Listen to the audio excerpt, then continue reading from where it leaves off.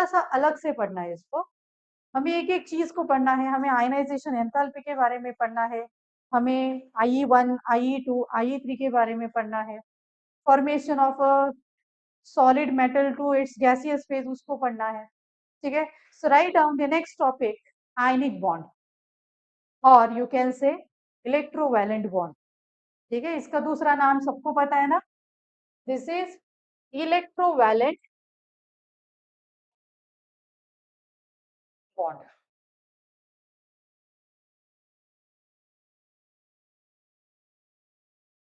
Write down the formation of ionic bond. The formation of ionic bond depends on the formation of ionic bond depends on भी इसके कौन से factors है जिसकी वजह से आप आयनिक बॉन्ड को एकदम इजीली बना सकते हो, ठीक है, एकदम इजीली बनाना है। तो आयनिक बॉन्ड तब इजीली बनेगा when the ionization enthalpy of E positive element will be less, ठीक है। ये तो हम पढ़ चुके हैं व्हाट एग्जैक्टली दी आयन कैसे बनते हैं। हमारे पास दो स्पीशीज होता है आयनिक कंपाउंड, कैसे बनता है, एक केटायन और दूसरा एनायन। केटायन बनाने के लिए सबको पता है ना आयनाइजेशन एंथैल्पी लगता है, तो जितना कम आयनाइजेशन एंथैल्पी होगा उतना ज्यादा वो इजीली फॉर्म कर सकता है केटायन, ठीक है। दूसरी एक और चीज भी पढ़ी है आपने, whenever we are going down in the group, अगर मैं इसकी बात करती हूँ ना के rub cis पर, what happening as we are going from the sodium to strontium, size is increasing, size increase होगा तो शील्डिंग इफेक्ट क्या हो जाएगा, शील्डिंग इफेक्ट क्या हो जाएगा, इंक्रीज हो जाएगा, रिपल्शन विल इंक्रीज। याद आ रहा है नहीं आ रहा है, साइज अगर ज्यादा है तो रिपल्शन भी ज्यादा होगा, क्लियर। ऐसे टाइम पे आपका जो आयनाइजेशन एंथैल्पी वो क्या होता है, डिक्रीज हो जाता है, क्योंकि साइज बहुत ज्यादा है एटम का, तो इजीली आप इलेक्ट्रॉन को क्या कर सकते हो, रिमूव कर सकते हो। So remember whatever elements we have in the last, they are forming the ions very easily, and reason क्या है उसका, ionization enthalpy decreases down the group।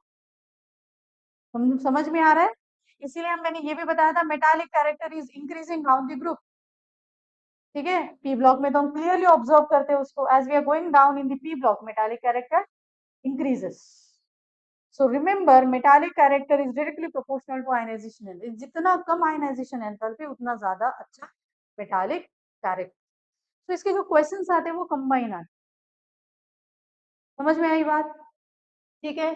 दूसरी बात क्या है, दूसरा आयनिक बॉन्ड में क्या होता है, एक इलेक्ट्रॉन को रिलीज करता है तो दूसरा इलेक्ट्रॉन को क्या करता है, एक्सेप्ट करता है, ठीक है। So write down the second point, the ease of formation of negative charge. दूसरा पॉइंट क्या है, ease of formation of negative ion with highest negative electron gain enthalpy, with highest negative electron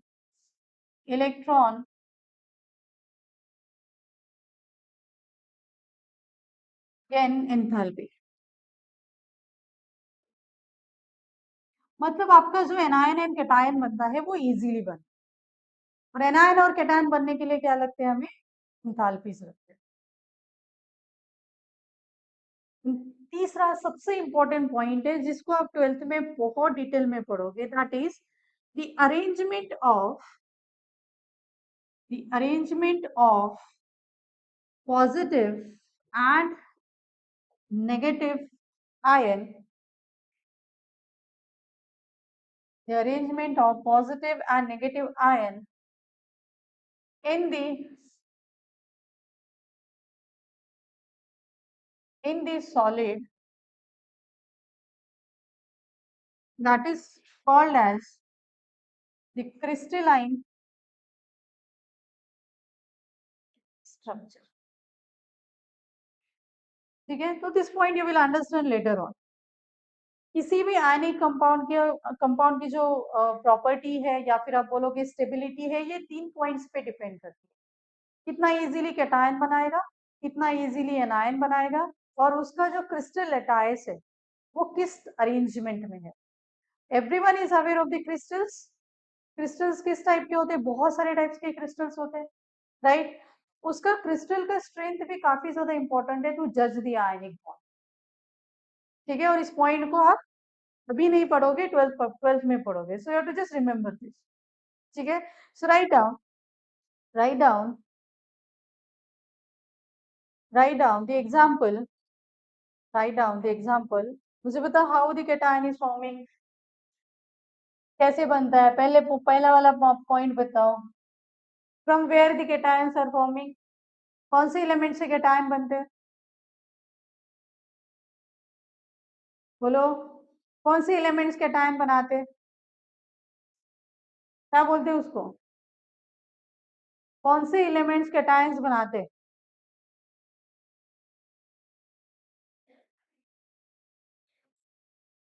हाँ, electropositive का दूसरा नाम क्या है?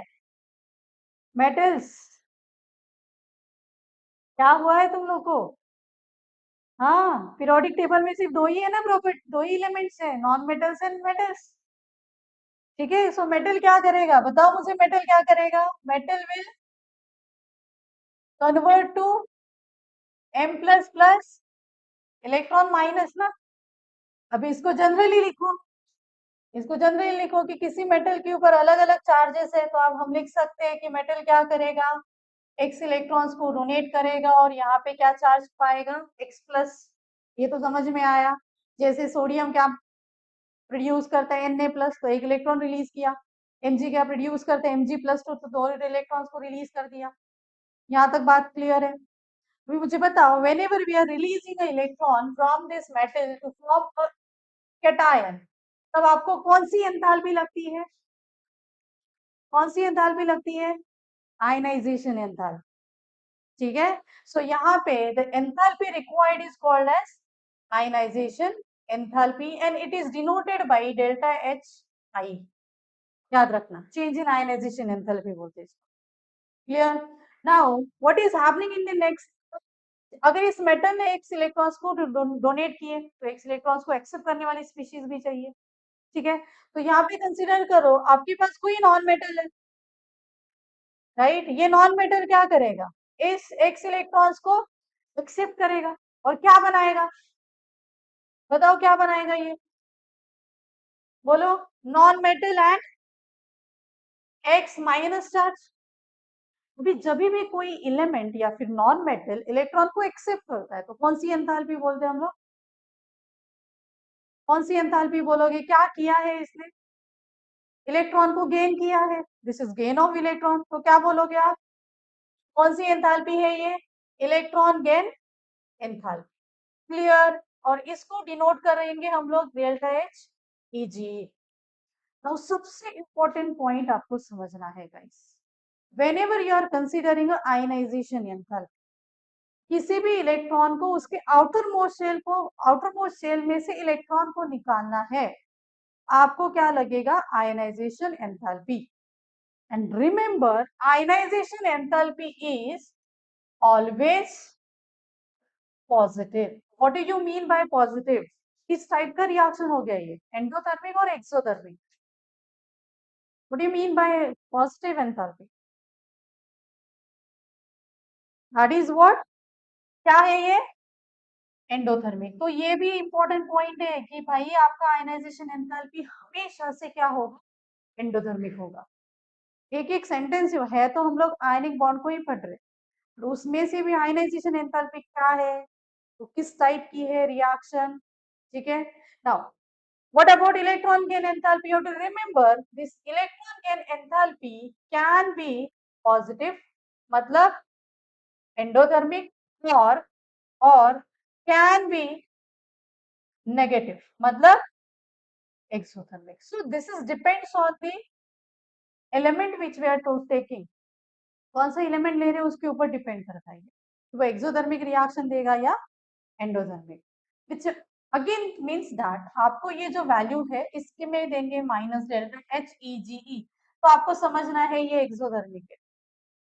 यहाँ पे आपको क्या देंगे, डेल्टा एच ई जी ई, तो पॉजिटिव साइन है, साइलेंट है, तो इसको क्या बोलोगे आप, एंडोथर्मिक।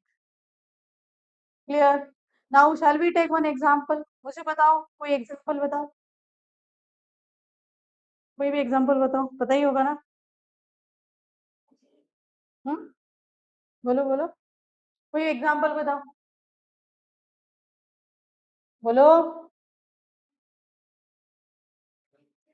एम जी डायरेक्ट 2+ आएगा क्या? हम्म हम्म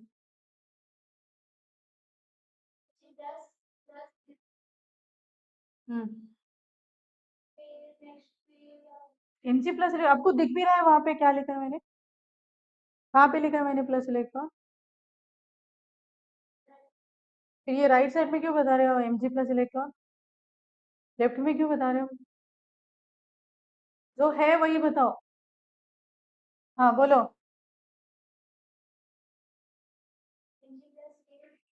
हाँ ये में बोलो। Hmm M G 2+ plus 2 electron minus, and I guess you know this step, इसका स्टेप भी है ना हमारे पास, इसका स्टेप क्या है, M G will give M G plus plus 1 electron minus, then Mg plus will give again 1 electron and will acquire the positive charge. तो इसका जो नेट रिएक्शन है that is what Mg solid will give you Mg plus 2 plus 2 electron minus. तो हम लोग overall reaction लिखते हैं maximum cases. ठीक है, व्हाट अबाउट नेक्स्ट, कौन सा एनायन बनाओगे? एनायन बाकी है।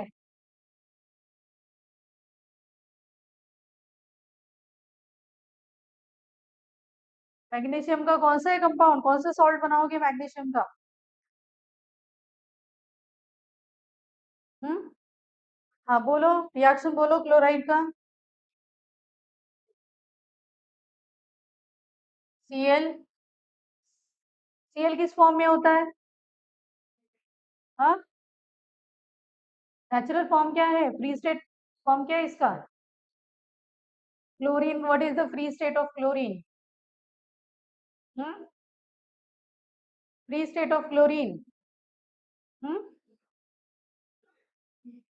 हाँ ये क्लोरीन गैस बोलते हैं हम लोग, how you can say it is liquid, इसका फ्री स्टेट फॉर्म क्या है, गैसियस है। Do you know the free state, क्या होता है ये, सारियन बोलो, फ्री स्टेट का मतलब क्या है?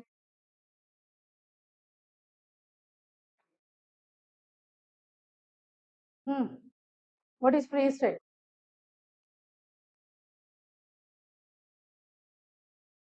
बोलो, पता है ना, what is free state of chlorine?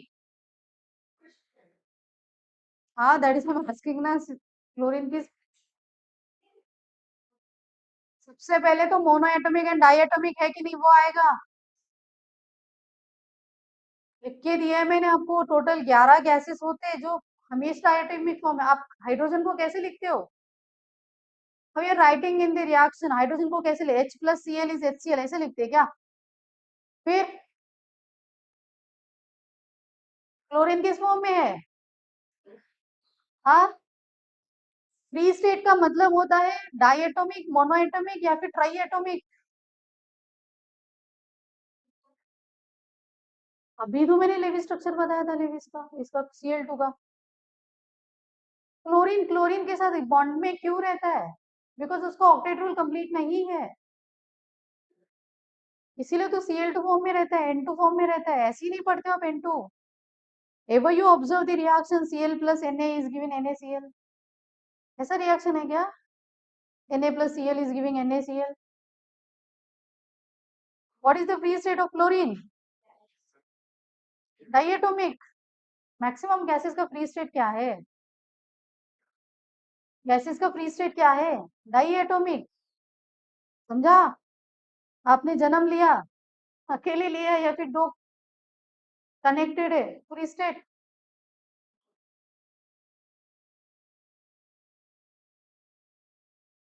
जन्म लिया पेयर में लिया या फिर अकेले? फ्री स्टेट हो गया वो। ठीक है, so metals are always monoatomic, non metals maximum gases are diatomic. याद रखना ये चीज, I don't want this repetition again. So Cl2 will accept how many electrons?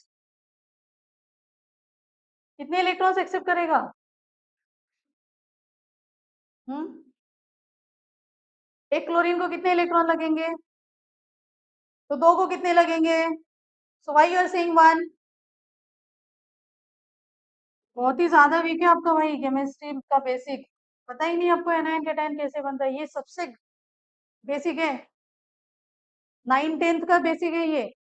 Please work on it. So what is the overall reaction? Overall reaction क्या बनेगा इसका?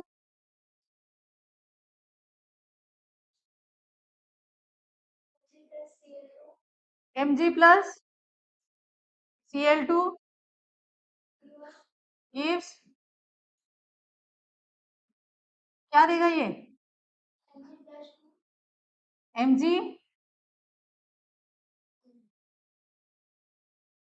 Cl2।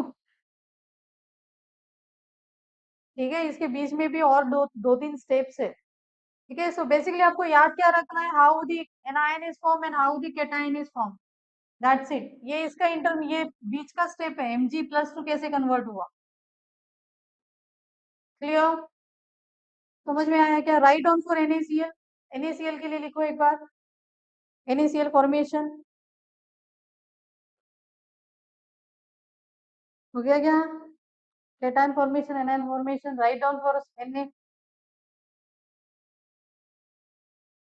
NaCl का crystal किस form में है? Do you have any idea NaCl कैसे दिखता है?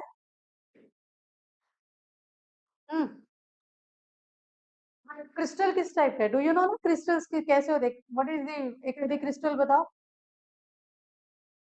हम्म, एक आधी क्रिस्टल बताओ, एनी शेप, किसी क्रिस्टल का शेप बताओ मुझे। हाँ, हेक्सागोन और क्यूबिकल। NaCl को अच्छे से देखोगे तो it is in cubes, cubical structure होता है NaCl का। समझ में आया? उसकी जो ज्योमेट्री है वो भी बहुत ज्यादा इंपॉर्टेंट है to understand the ionic compound. Clear? अगर मैं बात करती हूँ गाइस NaCl का, ठीक है, सो NaCl की ज्योमेट्री इस टाइप है। आप अगर NaCl को माइक्रोस्कोपिक लेवल पे देखोगे, सो दिस इज व्हाट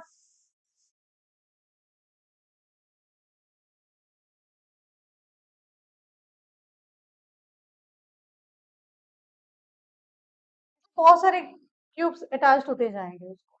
ठीक है, सो यहाँ पे Na+ है, ये Cl-, यहाँ पे Na+, this is Cl-। why what you are exactly understanding from these two structures? ये क्या है आपका? दिस इज योर Na+, ये क्या है आपका? Cl-। तो इसका ज्योमेट्री इस टाइप में है, एक एक कॉर्नर पे anion cation, anion cation, anion cation. समझ में आया? और जितने भी सॉल्ट्स है उनका ज्योमेट्री इसी टाइप में होता है, anion cation, anion cation, anion cation. And I have told you one more thing, that size of size of anion is greater than size of cation. So this is for NaCl. NaCl में what is the atomic number of chlorine? 18. What is the atomic number of Na? 10. किसका atomic number ज्यादा है? Chlorine का। तो उसका size Na से क्या होगा? Na+ से क्या होगा? ज्यादा होगा। तो ये भी चीजें आपको याद रखनी है। क्लियर हो गया ये? समझ में आया स्ट्रक्चर? दूसरी बात, NaCl को जनरली गाइस रॉक साल्ट भी बोलते हैं, ये भी एक पॉइंट याद रखो। NaCl को क्या बोलते हैं हम लोग? Rock salt.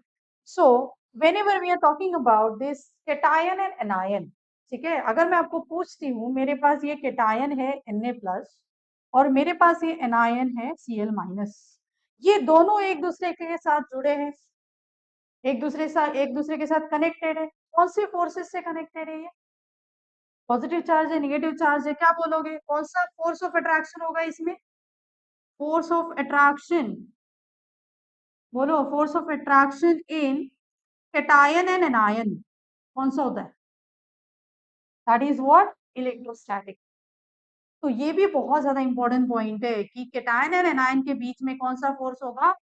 Electrostatic attraction. और गाइस इलेक्ट्रोस्टैटिक अट्रैक्शन को हम कूलम्स में मेजर करते हैं, राइट? तो इसको आप कूलम्बिक अट्रैक्शन भी बोल सकते हो।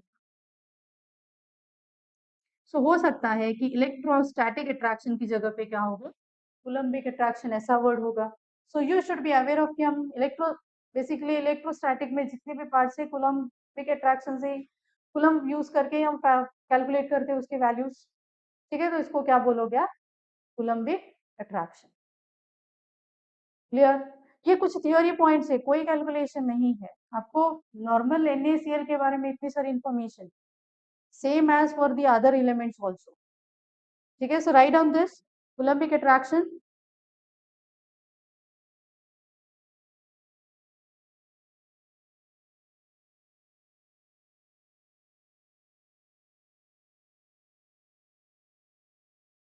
ये जो स्ट्रक्चर है, ये कौन सा स्ट्रक्चर है? This is your cubical structure.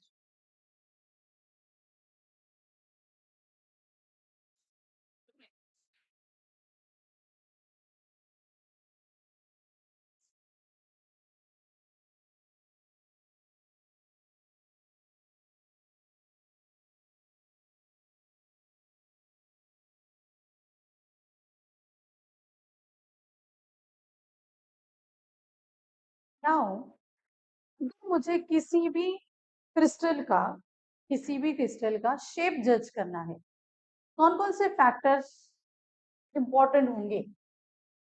ठीक है, so tell me, shape of crystals depends on,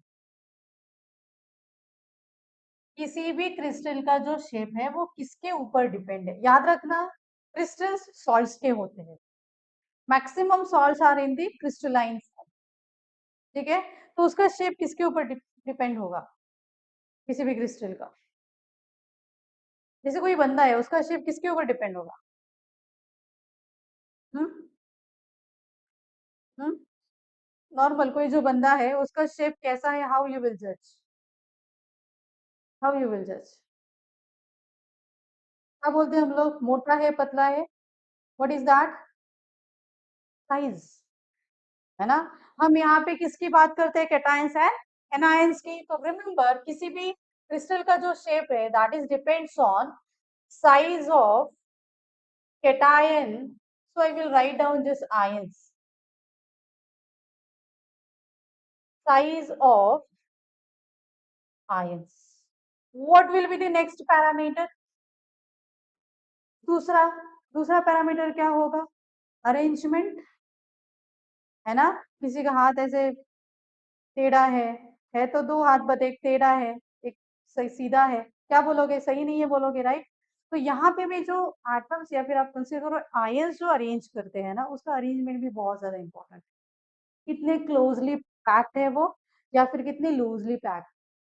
मतलब इन दो आयंस के बीच में अगर डिस्टेंस कम है तो क्रिस्टल छोटा होगा, इन दो आयंस के बीच में अगर साइज मतलब बोलो लेंथ ज्यादा है तो क्या होगा?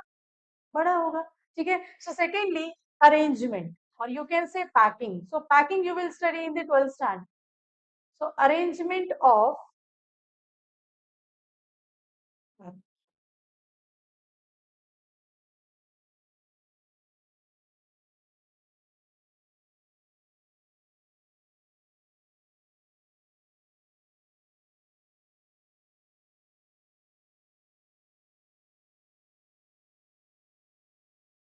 क्या? Write down the structure of ionic compound, the structure of ionic compound, this is very important point. The structure of ionic compound is depends on it depends on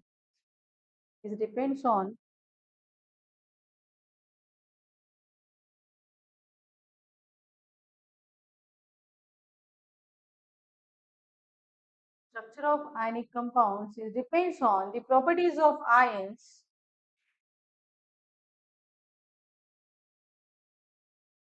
The properties of ions.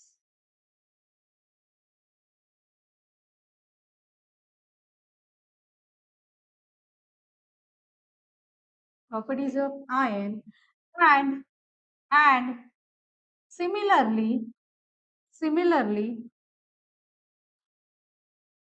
similarly its its stability its stability will be depend on the heat released as lattice energy. Heat released as lattice energy. So guys, you will study the lattice energy in the solid state lesson of the 12th standard. ठीक है, अभी आपको समझना है exactly लेटायस enthalpy का meaning क्या है. ठीक है, क्रिस्टल्स के बारे में आप मैक्सिमम कहाँ पे पढ़ोगे, 12th में पढ़ो. सिंपल क्यूबिक, बॉडी सेंटर्ड है, लक्षित है, body centered, base centered, end centered. So that is nothing but the crystals. ठीक है, that is nothing but the crystals. Now we will study what exactly the lattice enthalpy is because इसके ऊपर question आता ही है. ठीक है, so